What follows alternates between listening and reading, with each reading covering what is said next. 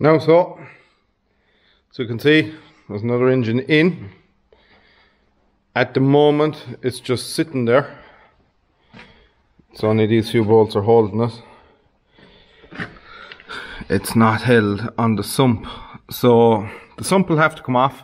It might go to an engineering shop because I have no way of welding aluminium.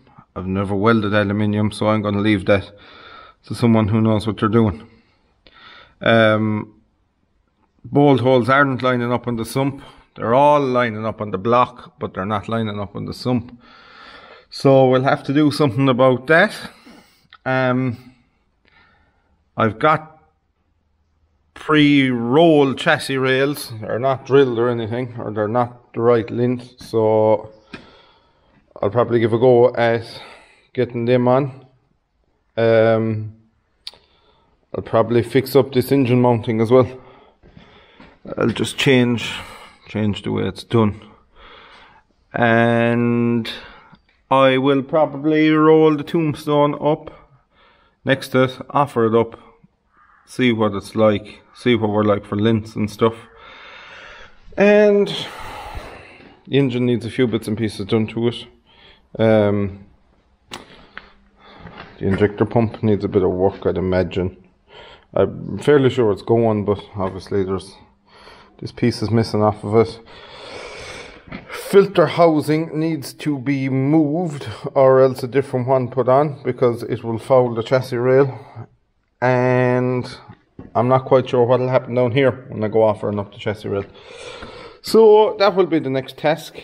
I'm going to make a bit of a go at it there now, and once I start getting going, I will probably throw the camera down there and let you watch away what's going on.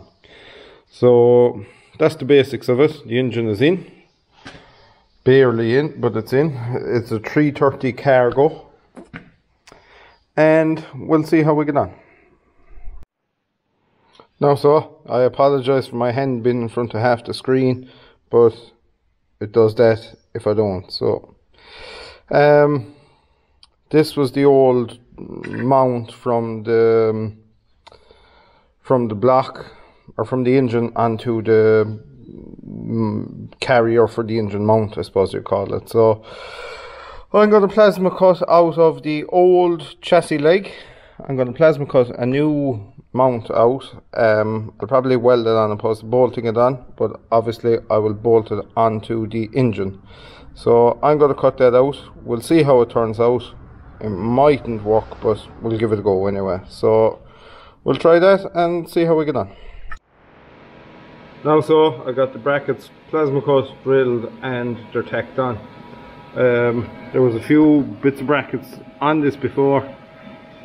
I will grind them welds off fully, but I'm out of grinding discs at the moment, so I'll also be cutting these off and putting on probably a squarer one onto the different chassis rail, and obviously we'll do something with that too. So I tacked it on the tractor just to make sure everything was pretty square and all that jazz. So the way it sits there now at the moment, I know you have a gap here, but it looks pretty good like that. So I'm going to weld this up. Probably going to leave it at that today. I might put a bit of reinforcement in here just yet, but I will weld it up first anyway. So I might set the camera up on the welder and you might be able to see what's going on.